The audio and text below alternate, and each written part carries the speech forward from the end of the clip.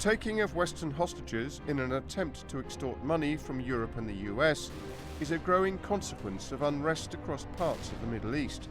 But why are some governments secretly paying to secure the release of their nationals, when others insist the practice only encourages ISIL and similar groups to kidnap more victims?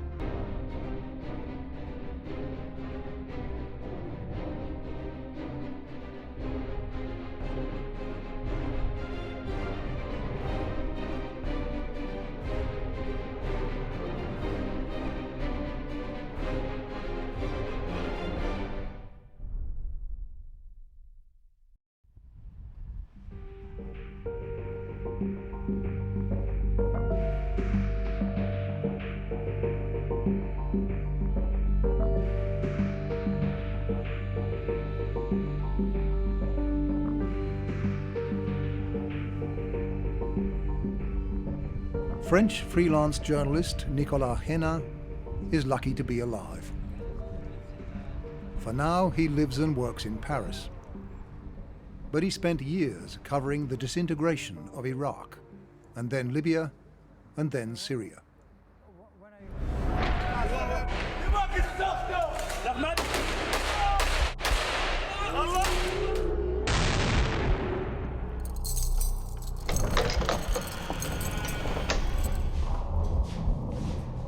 And for 10 long months, until his release in April last year, he was held as a hostage by the fanatical followers of IS, the self-styled Islamic State.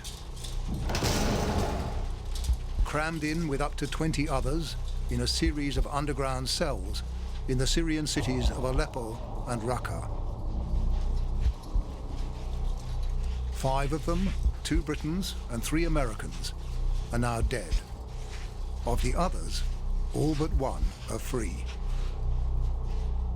But none of them knew at the time how long their captivity would last or how it would end. It's a lot about boredom and also fear.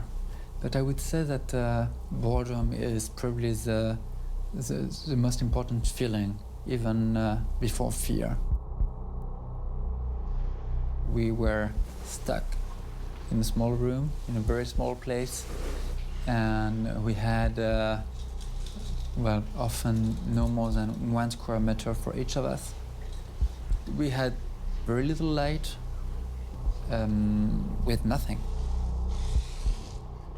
The only thing we had to entertain us was what every one of us took with him here, in his memory.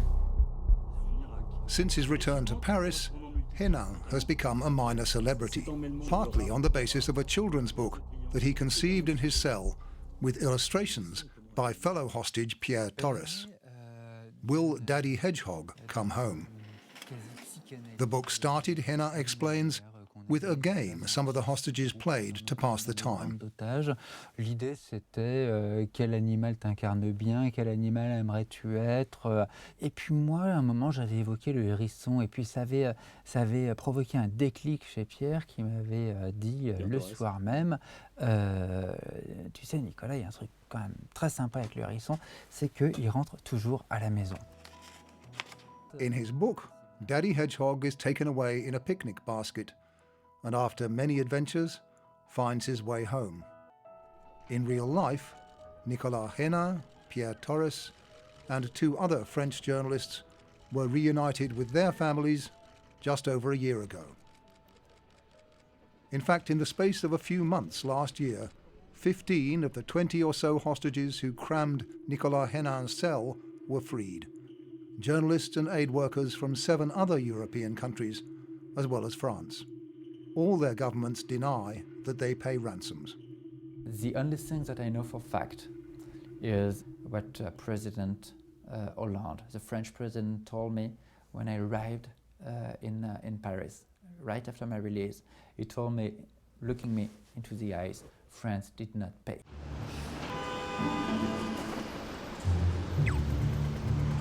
But according to a much-quoted series of articles published last year in the New York Times, France does pay multi-million-dollar ransoms, and so do most other European governments. The author of those articles is Rukmini Kalimaki, who's been researching hostage-taking in the Middle East and North Africa for years. They've created a system of proxies that allows them, in some very literal interpretation of that question, to claim that they haven't paid, especially in Africa. A European government would send the money and disguise it as a humanitarian payment, and then officials in the country would then pass it forward. But as far as your sources tell you, is it true to say that the ultimate payer of most of these ransoms are European taxpayers? Absolutely. By August of last year, the only hostages left in the cell in Raqqa were American and British, the nations that won't pay ransoms. Then the United States and its allies, including Britain and Australia, launched airstrikes against Islamic State.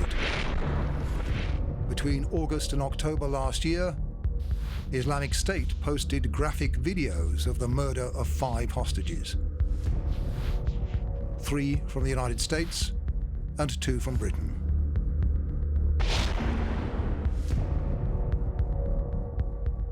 I call on my friends, family, and loved ones. The first victim was American photojournalist James Foley. I wish I had more time. I wish I could have the hope of freedom and seeing my family once again. But that ship has sailed. A few months after your release, there was that gruesome series of public beheadings of people that you must have known intimately. Very intimately, because we had a time of move from a jail to another, and it was all this move was well, very improvised to prevent us from escaping. They handcuffed us by pair, and I was handcuffed with James Foley 24/7 for a week. So this gives you an idea of how intimate we became. You know, in a group like this, when you are so much missing space and under pressure and stress, it's normal that there are arguments between us. And actually, I think that every one of us had, at some point, arguments with every other, except for Jim. Jim managed to stay friendly with everyone all the time. This is James Foley for Global Post, reporting from Benghazi, Libya. The city had been under heavy attack for most of the day on Saturday, and fighting has been fierce there. We're seeing a lot of RPGs. Shortly after filing this report from Benghazi, Libya in March 2011, James Foley was captured by pro-Gaddafi forces. His then employer, the Boston website Global Post, managed to get him out 6 weeks later.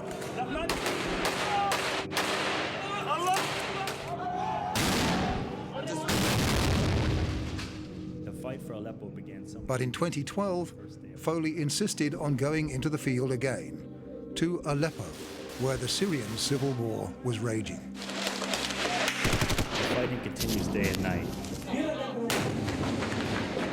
Both sides are sending in reinforcements. This time, he was freelancing. But the Global Post bought many of his stories. On location Aleppo, this is James Foley for Global Post. Set up in Boston in 2009, Global Post specializes in exactly the kind of frontline reporting Jim Foley did. Founder and CEO Phil Balboni admits that it's struggling to break even. Yeah. All right. Hello there. Good morning. But when in November 2012 Foley disappeared, Balboni didn't hesitate to spend money trying to find him. We had people on the ground on the Turkish-Syria border within a week, and we didn't find Jim for almost exactly a year.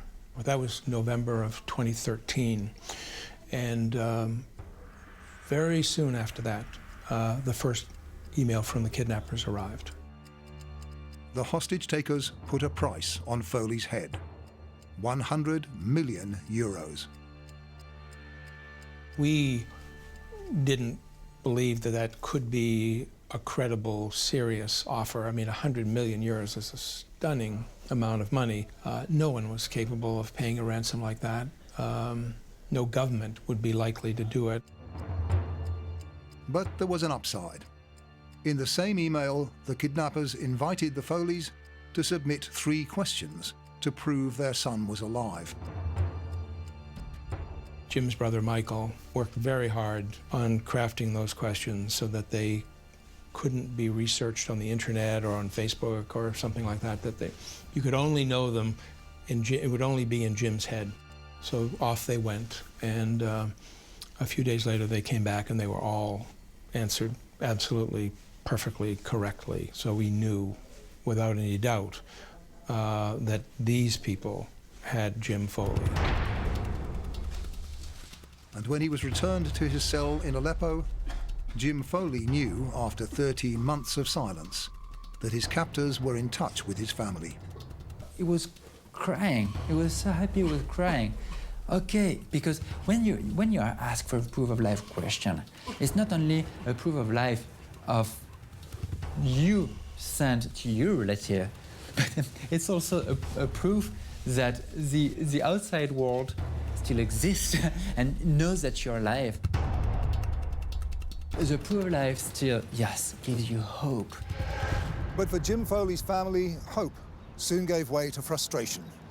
In December 2013, after just 5 emails, all communication from his captors abruptly stopped. And from the FBI here in Washington, despite its access to all the United States' formidable intelligence and diplomatic resources, they heard nothing either. They had communications intercepts, they had aerial surveillance, they had almost certainly human resources on the ground in Syria. So there was, without doubt, a lot of information that was available to them. Nothing in the entire period of time that Jim was alive, not a single piece of actionable information ever came back to us. And according to Rukmini Kalimaki, as winter gave way to spring last year, there was no communication either between the US government and the hostage takers. There was very quickly a very big difference in how the French and how the Spanish and in how some of the other governments responded. Whereas the Americans, were dragging their feet and basically telling Mrs. Foley, no, we don't pay, ask for more proof of life, etc. The others were going into negotiation mode and saying, okay, 100 million, 50 million, that's out of the question. Let's talk more reasonably. By April, the European hostages were coming home. But from Washington, the families of the American hostages still heard nothing. Slowly, they realized that their government was doing nothing either. What most of the families decided to do was to start raising the millions of dollars they thought might get the hostages freed. A White House official warned them that if they did so, they might face prosecution. I think the thing that particularly infuriated Diane and John Foley was the threat that was delivered by a member of the National Security Council on a phone call, a conference call, with other hostage families. But we were always assured at the operating level by the FBI that there would be no sanctioning of the family and that they would actually help. The mixed messages from government only confused the families of hostages already faced with raising huge sums of money. Kayla Muller's family was growing desperate. The altruistic young American had crossed into Syria from Turkey with her Syrian boyfriend, intent on doing good, in October 2013. She'd been kidnapped within days, and her captors were now demanding more than $6 million for her life. There was no way the family could pay. That's not a problem that affects the families of French hostages. The French Foreign Ministry here on the Quai d'Orsay is responsible for hostage negotiations for all French citizens. They refused our request for an interview. There's nothing to be said, they told us. After all, France has made it clear on many occasions that it does not pay ransoms. So did the family of Nicolas Hennin feel like the American families that it was compelled to try to raise millions of euros or to enter into negotiations for his release?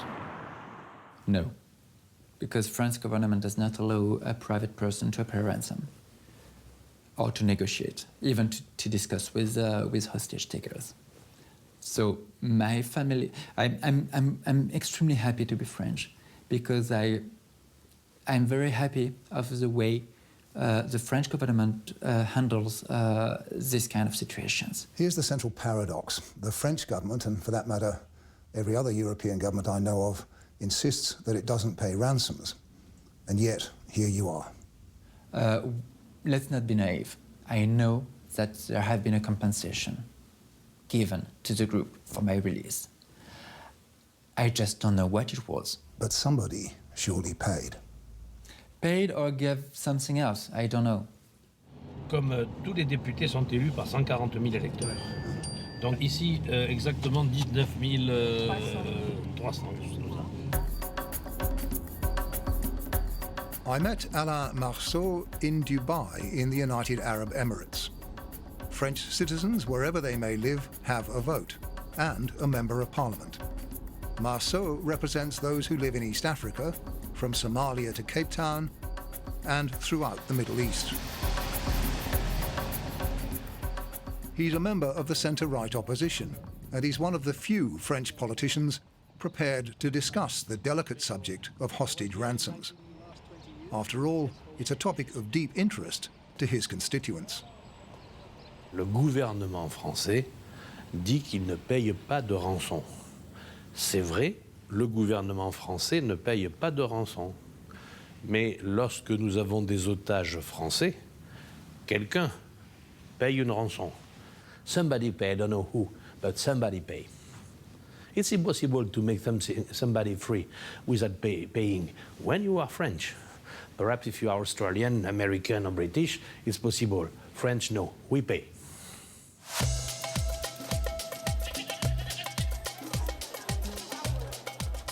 The concrete evidence of just how much European governments have been paying emerged 2 years ago from one of the remotest spots on Earth, the Sahara Desert city of Timbuktu.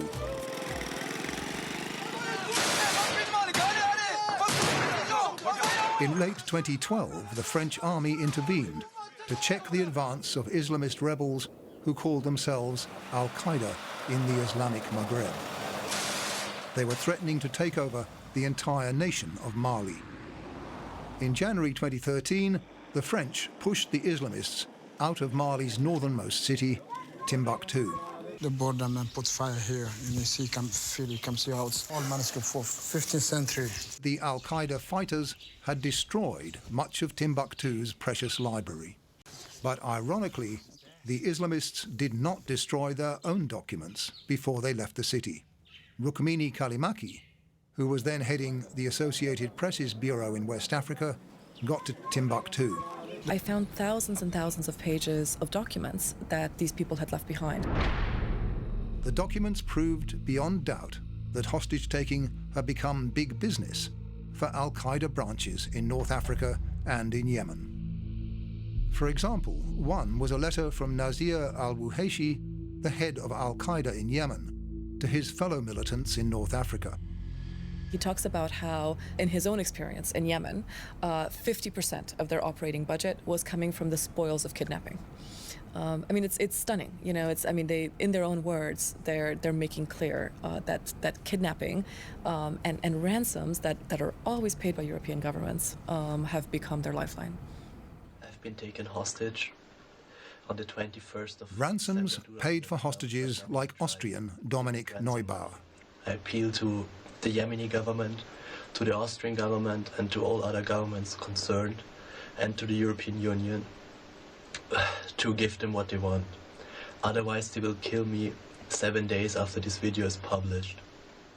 Neubauer was kidnapped in December 2012 in the middle of the Yemeni capital, Sana'a. With him were a Finnish couple, Leila and Ate Kaleva. Suddenly we understood that there were men standing at the door, pointing at us with their guns. Then we just got to the ground because I thought there might be some shooting. But then I saw that the guys were taking you into the car, so I realized that they're going to kidnap us. The gunmen were thugs who sold their 3 prisoners to Al-Qaeda in the Arabian Peninsula, AQAP. For 4 months, they endured the bizarre life of a hostage. For the most part, nothing happens. So you're just lying there, and absolutely nothing happens. So if you're not careful, your mind can go into all kinds of circles about the worst-case scenarios. You can't never know what's going to happen the next day or even later the same day. And of course, it's a very high-stress situation. I think that it's a lot about then just choosing that you need to believe that you are going to get out alive. And sure enough, in May 2013, they did get out alive. The United States Treasury has said that a $20 million ransom was paid for 4 hostages in Yemen, including Neubauer and the Khalevas, possibly by the government of Yemen's neighbor, Oman. The Khalevas returned safely to Helsinki 2 years ago, but like all the hostages I've talked to, they insist that they don't know anything about what was done to secure their freedom. It would be nice to get a big picture of it. Yeah. I think I would be the most interested. We have been thinking quite a lot about this, what has happened and how things have gone, but you can't really know.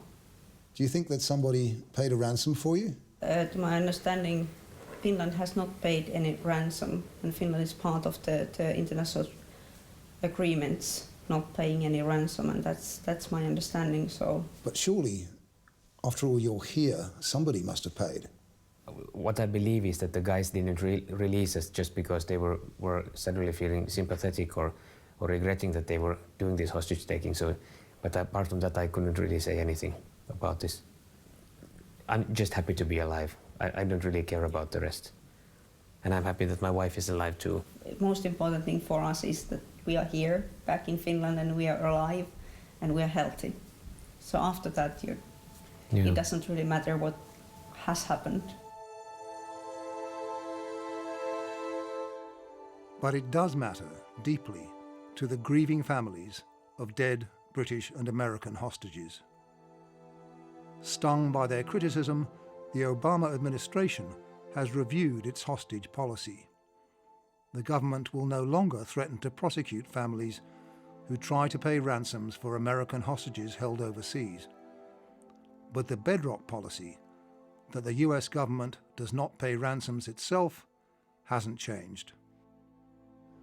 Do you think the policy should be changed? It's really a problem from hell. I mean, if you pay, I think there's no question that if you pay, you are perpetuating the problem. If nobody paid, we would not be sitting here having this conversation. At the same time, is it okay, to let innocent people die in this most horrific of ways? It's a pretty bleak prospect for Americans that are taken captive by these groups. James Foley, Stephen Sotloff, Peter Kassig, all beheaded. And in February this year, IS announced that Kayla Muller had been killed by an Allied air raid and sent her family incontrovertible evidence of her death. We have 4 dead young Americans, and all of the European hostages are alive, all of them, with their families. And that's a stark difference. The US and UK governments need to reflect on the outcome and not just the simple policy that they can hold up and try to feel proud of. I mean, the outcome here was not good, and it needs to be better.